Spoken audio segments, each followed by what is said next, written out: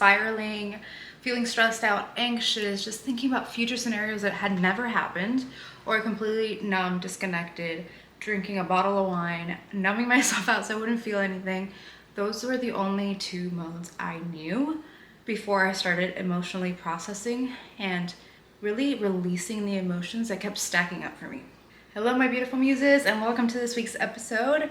I'm actually pretty anxious, overwhelmed, tired, frustrated, and angry right now because I just sat down to film this, filmed like 10 minutes of this, and I got interrupted twice. And so I was like, let's continue this because this is real life and I can still do what I need to do even if I'm feeling all these emotions because I'm able to recognize it. And I'm just going to release and process them here with you on this episode. And so I first want to say that for such a long time, I felt so out of control of my life because my emotions ran the show. And I thought there was something really wrong with me because I felt so many things to such a high degree. And I thought it was just me. I was like, I'm extra sensitive, like no one else is like me. This is so frustrating. I felt like I was in my own bubble of stress, anxiety, frustration, depression, all these things. And I felt like so alone. And the moment I started working on myself and working with other women, I realized I am not alone. So many women, we feel this way. And what happens with our emotions when we don't recognize them, and what happened to me was that they compounded so heavily that I was constantly on reaction mode. I was like a cat, like just don't touch me, just constantly. And now, for the most part, not today, I'm not feeling this way today, but for the most part, I feel calm, cool, and collected. I actually get told all the time around people around me that I'm like calm energy and I'm all these things. And I'm like, oh, thank you. I've worked really hard for this because I'm Latina. So by nature, I'm Hispanic. By nature, I was born with fire in me. And so I had to learn how to really not control the fire, not suppress the fire, but really just hold the fire and not let it destroy my whole life, because for a long time I was like an explosive volcano and I just destroyed everything around me or completely shut down and acted like I didn't care, even though I did. And I just felt so disconnected from myself in both of these times and both of these modes that I have dedicated, like a passion of mine now is dedicating my life to working with women and helping them process this. And so if you haven't heard from me before, I'm Maria and I'm a women's mentor for emotional mastery. I really want us all to feel masters of our fire. I want us all to be able to hold our fire, not tame it, not numb it, not suppress it, but just hold it because it's a beautiful part of us. And feeling emotions is a beautiful part of us. I'm also a reflector in human design, so I'm here to like literally reflect back to people what they need to hear. I'm a Pisces. And I have Scorpio in my moon or something, I think. So I'm double water sign. And like I said, for so long, I was just like so emotional all the time. And I felt things with such intensity. And I was like, what's wrong with me? Nothing was wrong with me. I just didn't really give myself the time, the space, and allowed myself to just feel. And so I just want to share what has worked for me as an ambitious woman, because I don't have time, I don't have space, and I don't have the desire, if I'm being honest, to sit down and meditate for 20 minutes, to do yoga, or to do whatever like natural, normal things that people are like, let's do that so that you can like feel one with yourself. I don't feel one with myself. It stresses me out more to do those things than to actually have like tangible things to actually process my emotions. And so I first want to start by asking you, before I get into like how I do this, I want to ask you, how are you feeling today? And I want you to sit with this and maybe write it out later. And maybe the first thought that came to your mind was something very simple, something very, I feel fine, or I feel tired, or I feel stressed. But we're going to get in deeper to why you may be feeling these things and what the real emotion is, because I realize that a lot of us just go around life, like if somebody asks us, how are you feeling today? We would just say like good, tired, just like one answer, very simple. But when they ask us about other parts of our life where our identity is connected to them, we have a lot more to say, which just made me realize even more that as women, we are so tied to other things and connected to other things more than we are ourselves. And so if you were to ask me right now how I'm feeling, Maria, how are you feeling?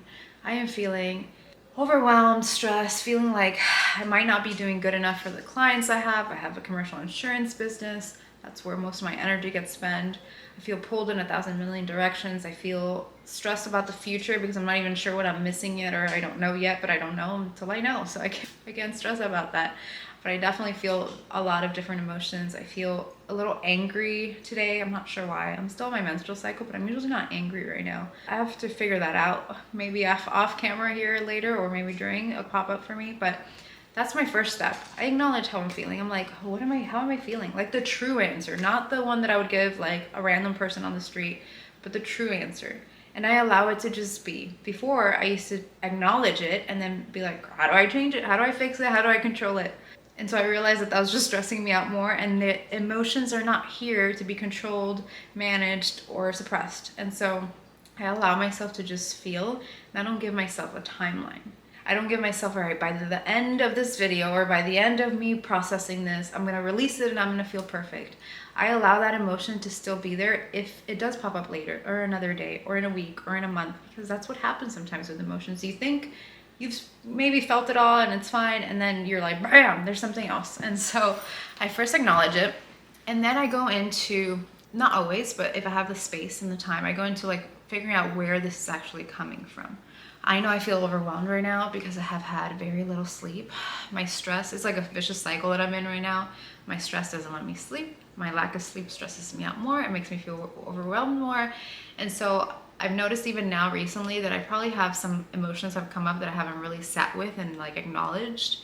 And that hit me this morning where I was like, man, I feel really like stressed out about maybe not doing such a good enough job for the clients that I'm acquiring. I have 120 clients in my insurance business, almost $1 million in premium that I've written. It's year 2, and I'm like, whew, I feel it. It's stressful.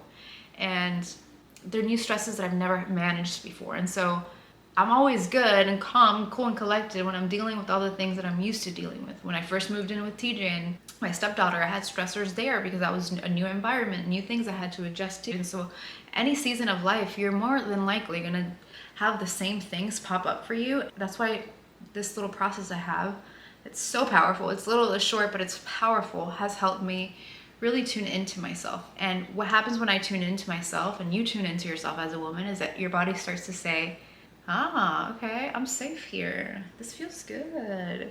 I don't have to numb, act, pretend. I don't have to fake it with this person. Think about it like a relationship. That would not be a sustainable relationship if you felt like you had to be someone else or do something else and not just completely feel and be free. And so that's what you start to do for yourself and your own self-relationship, is you start to create real safety in your relationship. And so I acknowledge it. And I allow myself to fully feel it. Like I said, like I allow myself, like I'm angry. I'm freaking angry right now. Or I'm sad. I'm like really sad. Or whatever. I just allow myself to feel it, acknowledge it, say it out loud sometimes, or I'll journal it. If I just want to like figure out what I'm feeling, like if I have to figure that out, I'll journal it. That's helped me kind of figure out what I'm even feeling, because sometimes it is hard or complex. And then I start to process. And this is like where a lot of people use meditation or things like that. I need movement, or I need to let it out in order to process it. I can't just like my emotions away. I wish I could. Maybe in the future, maybe I'll make a future video where I'm doing that, but I cannot. And so when I feel really intense emotions like anxiety, stress, like things that make me feel like I have to do something, I process my emotions by walking, like walking fast, just walking on the streets, walking out in nature, whatever. It helps me process those feelings, and it allows me to actually have more perspective on them. When I disengage, I try to go without my phone. I try to just be in nature and just like move my body. It allows me to process. Sometimes if I'm sad or in like lower intensity emotion, so sadness, depression, like indifference, anything like that, I journal. Like journaling has been such a game changer. Like just letting it all out without feeling like someone's gonna judge me. I probably need to throw away my journals though. Like I thought about this the other day. I was like, if I died tomorrow, my husband's gonna think I'm crazy. I need to throw these journals away. I don't want the last people that knew me and loved me to like read my journals and be like, whoa, what was going on in her mind? But anyways, I use journaling for that. And also EFT. I've talked about this plenty of times, but I wanted to put this all in one episode so that you can come back to this and help you. Emotional focused therapy, emotional freedom technique. And that is tapping. So it's using the meridian points of your nervous system. So similar to acupuncture, that helps me in my nervous system. I have a very sensitive nervous system. So if you feel easily on edge or like hypersensitive to people's energies, this will work really well for you too. And what you do is that you start to just say what you feel. I feel angry. I feel angry. You start tapping on the top of your head. If you're watching this on my or you're listening to this on my podcast, I'd recommend you watching it on YouTube too, so you can kind of see the visuals. But I start tapping on the top of my head, and then I start tapping on the top of my eyebrows, And I just say the feeling. I feel angry. And then I go towards my temples, and then I go to like the bottom of my eye, like my cheekbones. I feel angry. I feel angry. Go to my top of my lip, tap on there, tap on my chin. I feel angry. I feel angry. And then my chest. I feel angry. I feel angry. And I do that a few times just to really hone in with my body, letting it know, like, I see it. I see you feelings. I see you. I recognize it. And then I say, I now release. I choose to release this. I choose to release this emotion. And then I go down that same strategy of tapping in the same areas, but we haven't gotten to the release part yet. We're still in the processing part. A lot of the times when I process, especially either sad emotions or heavy emotions, like stress emotions, I end up crying, which to me is so special now because I love crying. It was so hard for me to cry for such a long time. I wouldn't cry. And like I would see people crying for like happy moments, and I'm like, how are those people so in touch with their emotions that they're crying for happy moments? Like I couldn't even cry for sad moments or stressful moments, and now I cry all the time, at least once a week minimum. I feel like I cry, and that helps me process the feeling and also helps me release it, which again we'll get to here in a second, because releasing is really just choosing. But the processing part is the most important part, because this is where you're nurturing the emotion. You're not judging it. You're not trying to change it. You're not forcing it to go away. And that is uncomfortable. I used to feel so uncomfortable when I felt the emotion, because I'm like, I don't want to feel this way. Like none of us want to feel all this anger, right? And social media and people that just show their highlight reels of their lives make you feel, not consciously, but you will feel like there's something wrong with you if you're feeling any other emotion other than perfection, because that's a lot of the things that we're constantly being fed. But it is okay to feel uncomfortable. And I promise that the longer you sit with the processing part, the easier it'll be to release it, and the less it'll take on in your life, and the less it'll be any part of your life. And so sitting with that processing, I also sometimes scream. I sometimes just yell, like, like I'm not gonna yell really loud because it's gonna annoy you guys, but I'll just yell. I've punched pillows before if I'm super angry. I just need to let out, like process that emotion, right? And this is all part of releasing, but it's mostly the processing part. And so what starts to happen, the more you practice this, the more you'll be in tune to what feels really good for you to release that emotion. And so when I say to myself, after I've done this, I spend a few minutes with this already, whether it's through the tapping, I say, I'm ready to release it. I journal it, I say, I'm ready to release this. I say to myself out loud, this emotion, I see it, I feel it, but it is not me, and I'm choosing to release it. I'm choosing to release it, and I take a big inhale and a big exhale a few times, and that allows me to just, in my brain, wire it into thinking like, oh, okay, it came, it went, it doesn't belong here. Adios, right? Now that we've felt it, like now we can move it on. Now we can, instead of like numbing it or just wanting it to go away by itself, like it doesn't just go away by itself. Like it needs to be processed, it needs to be felt, it needs to be seen, because if not, it'll just pop up later. It's like this little shadow that's just gonna keep following you around and popping up in different times. And so this has opened up so much space for me. I am a better person, a better woman, a better mentor, a better wife, a better stepmom, a better friend, a better everything by allowing myself to do this. Because also when my stepdaughter's feeling emotions, or when my friend's feeling emotions, or when my husband's feeling emotions, I tend to ask out of curiosity what they're feeling, where it's coming from. I try to understand it versus my ego being in it, or versus feeling attacked, or versus feeling like, what do you want? You know, like I get it. I'm not a mom, I'm a stepmom, but I could see where mothers will have very little patience for their kids' emotions when they're constantly on edge and they're constantly exhausted, because it's a lot. And so if you don't give yourself that space, you won't have that space to give to anyone else.